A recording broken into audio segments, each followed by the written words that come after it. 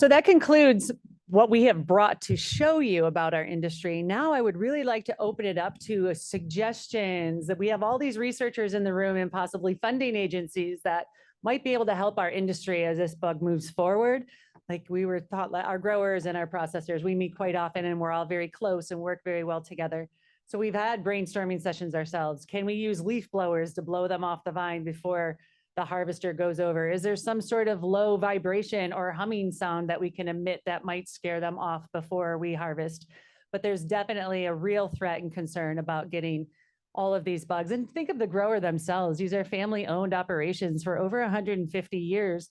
And it's a very, very low margin that we can have additional sprays and rejected loads. If they take 22 tons of a grape in and they find one spotted lanternfly, is that load rejected? Do they not get paid on that? So I would open it up. Please ask questions, give us suggestions, allow the people who are in the room to maybe brainstorm a bit. Yes, Julie. Oh, sorry. So Jennifer over here, it's Dana. Oh, thanks, Dana. Yeah. Thank you all very much for being here. I will tell you from the state regulatory side of this, we have struggled making connections with grape growers. We have been trying since 2014. So to have you here, it's like, we've had that moment. And we have a lot to learn from you. And I think once we can understand the process of what exactly goes, I'm one of these, I'm a very visual, I need to see it. I need to kind of, see where my moments are there. But I think you also have the advantage that New York and Pennsylvania regulatory agencies work very closely together. So I think that all of us being together and meeting will be able to kind of work through some of these situations. It's a new thing for us, but we also know what other states' expectations are. So I think we can help you through that regulatory network as well. I'm so sorry that, yes, there are 50 different ways to handle this, but it is a state to state regulated article. It is not a federally regulated article. So but that's where we can assist you.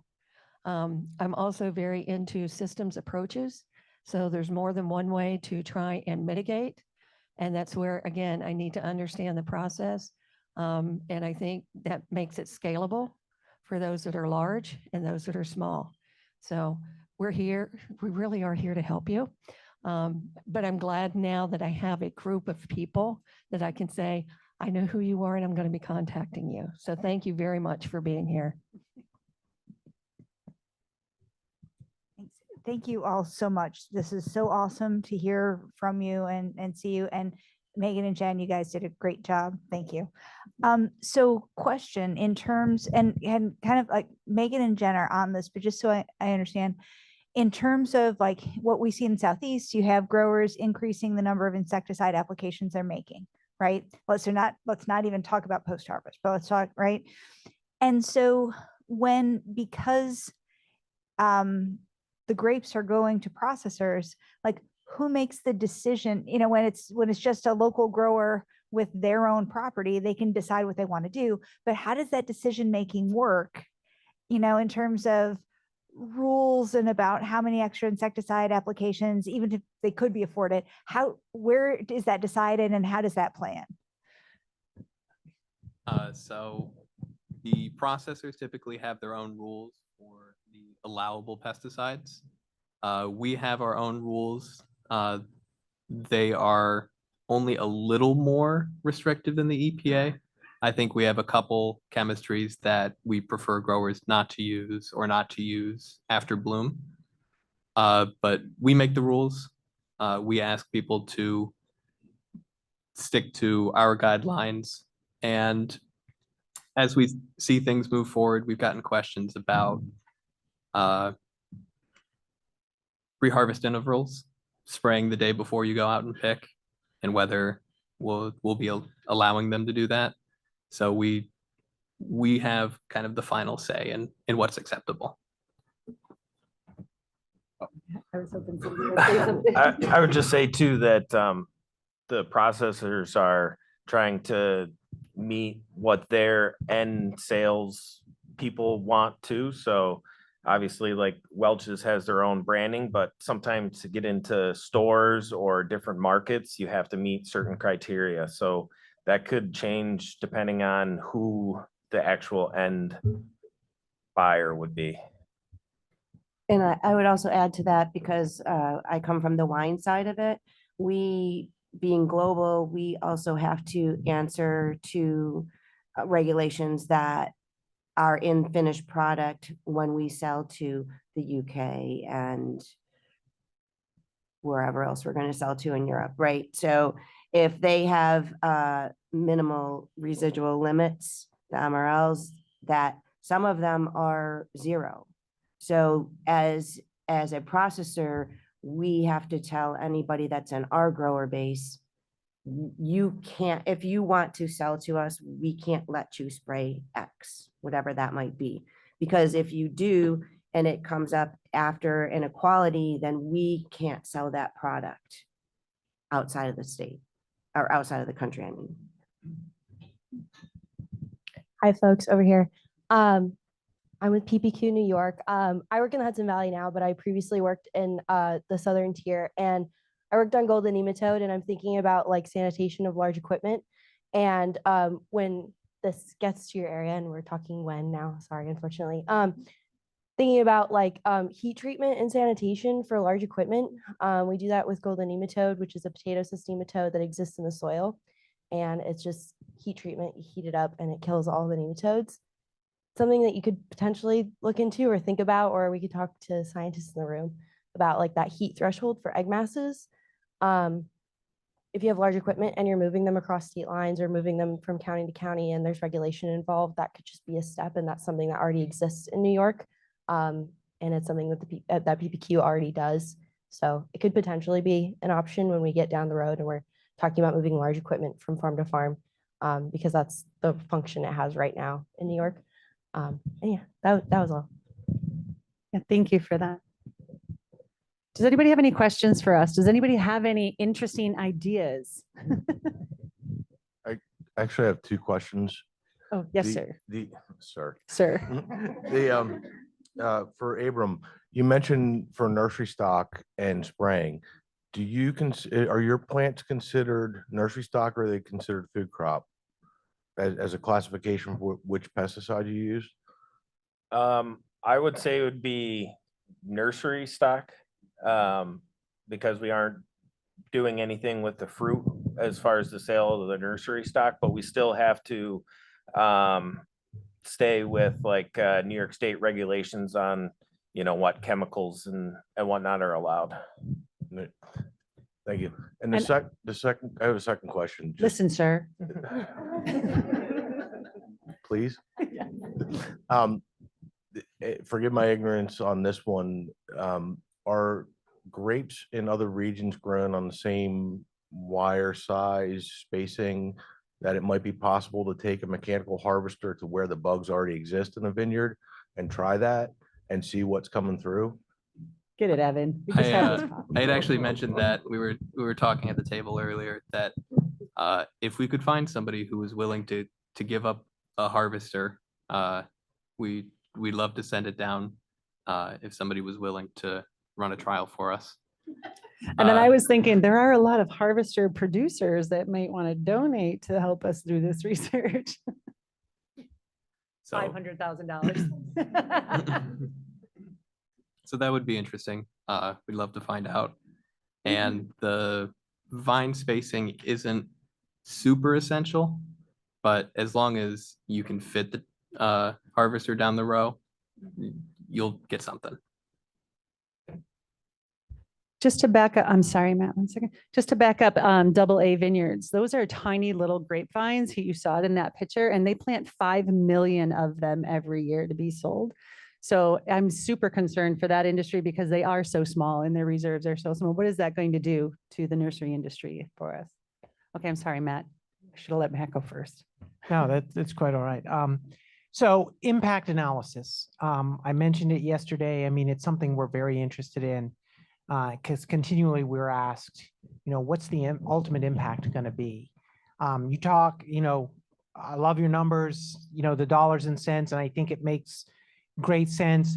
It was a little bit disappointing, from an agency's perspective. I'll tell you, when we reached out to the National Ag Statistics Service, I had a conversation with them. We had a meeting with them last year to find out that they're only reporting, harvest and production numbers mostly for the West Coast.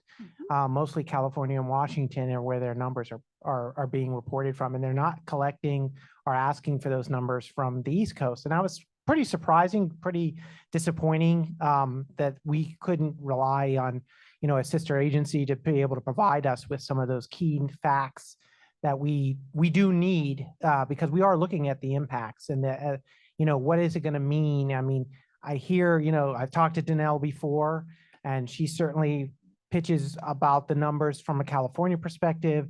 I heard your reports today, and I'll just emphasize that this is an extremely important message. And we as a program continually ask ourselves, how can we best quantify this? Because that's really what we need. We need to be able to quantify this. Internally right now, we're looking at pest risk analysis, some economists and analysts that are going to try and help us quantify some of this, but it would be great to have sources of data and information. So by all means, I would say if you can provide those kind of things, that would be very helpful. I was going to say, please take my card. We are also very upset that they have taken us out of the survey. So even so much that New York Wine and Grape Foundation in New York State is developing their own survey so that we can have our numbers to be reflective of what we do. Thank you. Abram, for you, you weren't here yesterday. You didn't get to see the canine teams that are trained on spotted lanternfly. Luckily, Pennsylvania has 2 of those. So you might be seeing Lucky and Ruby in your future, because they clear for one of our nursery stock growers 150,000 fruit trees, and they're all bare rooted. So we understand what it is that we'd be looking at there. So the canines might be a way, and I think I can work with New York on that one. Right, Ethan? Yeah. Wanted to see if you were awake.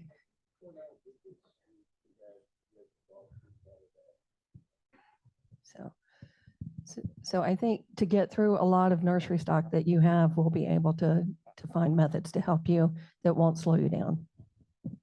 Well, I hope me being here shows you that I'm willing to collaborate. So I'm excited to see anything that you have or use anything like that to help us in the future. So honestly, this was wonderful to hear your stories.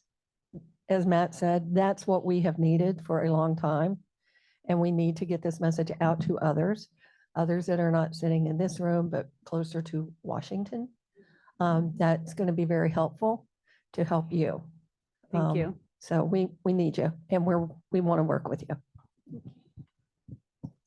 So I know you guys have sort of touched on this, but maybe you can explain this a little bit clearer for everybody in the room. The margins on Concords versus viniferous. Can you put a little bit more detail into that so everybody understands what kind of slim margins you're dealing with on Concords versus viniferous? So I will, yes, thank you. I will touch on, and I have to say that the market for Concord, and maybe Evan would speak to this a little bit more, has been since COVID, because during COVID, there were a lot of people serving peanut butter and jelly, right? So the surplus went down. So we were allowed to have no more surplus. So they get more dollars per ton. And when saying that, I'm going to say an average of about $400 per ton. Would you concur to that? An average? So Concord juice, although previously it was about $285 a ton before COVID. And we do, it's coming back up. I don't want another pandemic, but we're assuming that there's probably going to be another surplus coming up again. So currently it's about $400 a ton for Concord. Anything that starts with a hybrid or vinifera can go anywhere from $600 to $2,200 a ton.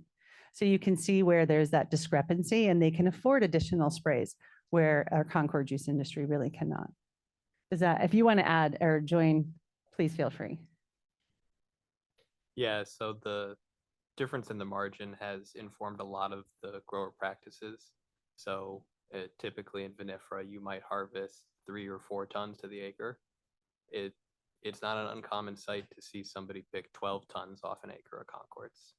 So we've really designed the industry there to maximize profits on a crop that doesn't sell for as much. We have been pretty successful in keeping the prices up. The guys on the business side are doing a nice job. So we're crossing our fingers and hoping for consistency. So buy Concord juice.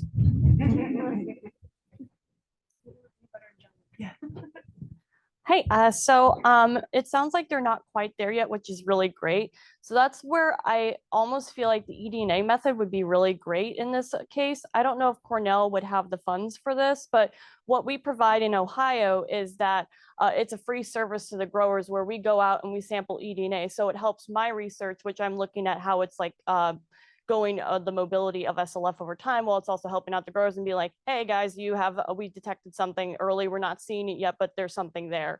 So I was kind of wondering if Cornell might be able to have this maybe service, or even Penn State, for example. Yeah. It's definitely something to look into. I was very intrigued with your guys' discussions on that. And that early warning would be critical. Now, getting the funding for that is another issue. So if you want to talk to me later about where you got your funding, that'd be fantastic. This was something a few of us were discussing in terms of, it's a really neat technology. I've always loved eDNA. We were doing some work in California on taking air samples for fungal pathogens. So I've seen some really cool stuff come out of it. That being said, the concern or the difficulty in selling the idea, I think, is in that, where is it going to help inform a management decision for our growers? And so it's an absence presence test, more or less, but it's not saying, it's a snapshot of that moment. So determining, okay, so say, yes, it's here, where, and so it's in terms of funding something like that with the research, we would have to figure out a way to link that to a strategy that would allow us to narrow down or spend less time. We're talking about 32,000 acres that we would essentially need to sample to figure out where and when it's coming in. How would we grid that? How would we determine where to sample on that large of a scale? And if we did get a positive hit, what does that mean? And how can we interpret that as something that can move forward with a task or a strategy? So it is a conversation that we're interested in. Absolutely. All new ideas are absolutely on the table. But again, we have a lot of ground to cover and a lot of concern, 600 odd growers individually that are growing, if not more. So, how do we use the technology in a way that gets us to an outcome? So. Well, I just want to put out there, Okay, over thank here, you. from the operations side of things, if we form sort of a three-way triangle, you're working with the researchers and you find an eDNA presence, we have the availability of experts that could potentially be available, not necessarily in Pennsylvania because we're busy doing other stuff, but we can train people. We want to help, but we're not going to help. To be available to do that. Thank you for that. Any other questions or yes? Yeah, eDNA seems to be the conversation. Yesterday we said if you find you have an eDNA positive, but not a specimen, that could actually operationally be problematic. So I guess this is a question for Cindy. If you do have a eDNA showing that you have spotted lanternfly in a batch, but you don't have the bug, how would you move forward? Yeah, that's something that we are trying to figure out, and that kind of goes back to with the very limited research in terms of taint. I don't know that there's an answer to that yet, right? That's something we need to know. What's the minimum threshold? So if it's present, what does that look like? And since there's really not research out there yet to know if it is present, it looks like X. I don't know that. Yeah, those are definitely parameters that would need to be built out based on research. Which is also very scary because it's so near to our region And the research is so far from where we need to be, which is why we're very thankful that you're listening to us today.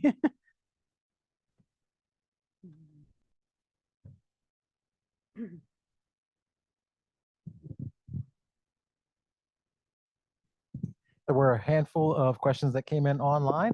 I go through some of them. One is, what is the existing process, if any, for eliminating insects other than spider lanternfly in the fields? For instance, they didn't say this, but I'm adding, it might be grasshoppers or other large insects similar to spotted lanternfly that might need to be removed. Is there something currently being done? In terms of IPM strategies, we are definitely managing the other insects that are in there, but in terms of harvest and what's brought in, they do test. Do you want to give that response? Yeah, as far as mitigating insects and bugs in the field, that we have IPM strategies that are working for us. But once they get to the plant, we have a sampling procedure to look for them. And if they exceed some limit, we'll send the load back. But we haven't had any serious issues with insects.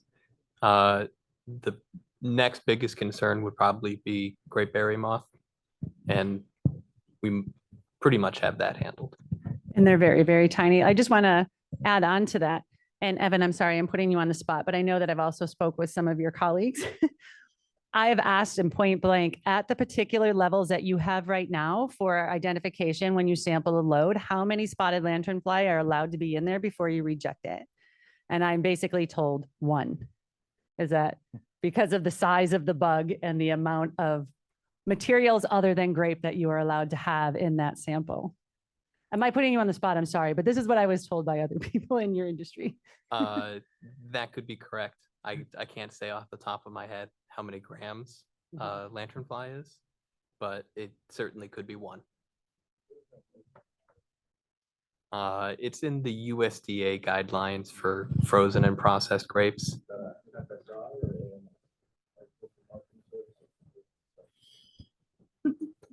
That's an excellent question. We can I don't certainly know, find out for you. Thank you. but it's grams per 1,000 grams.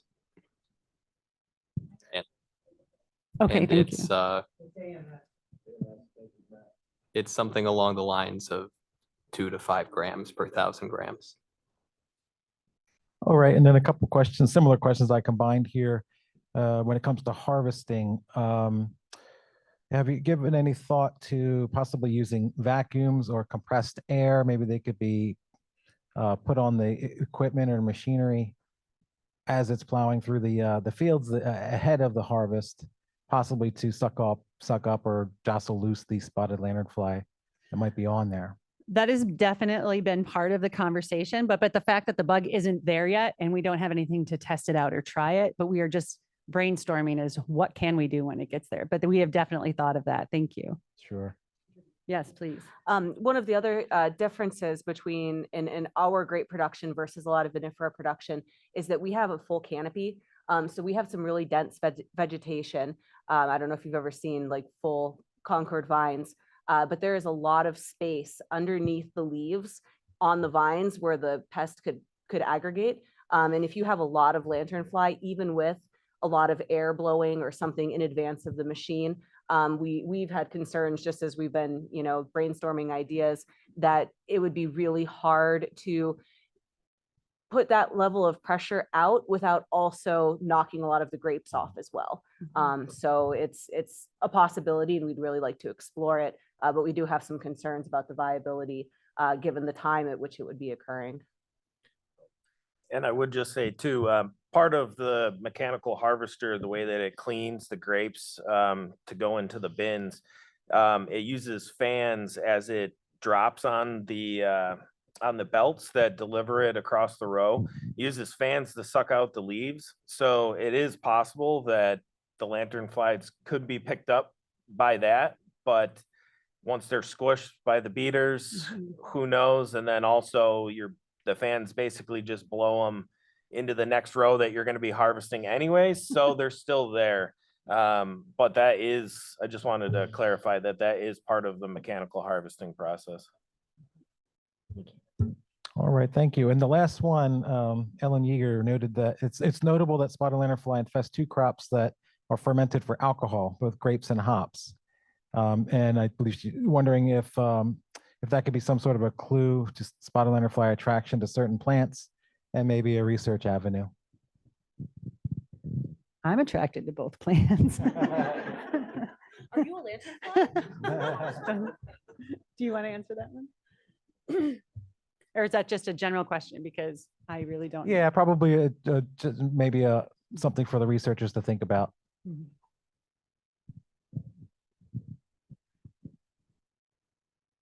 Did we exhaust all of your questions?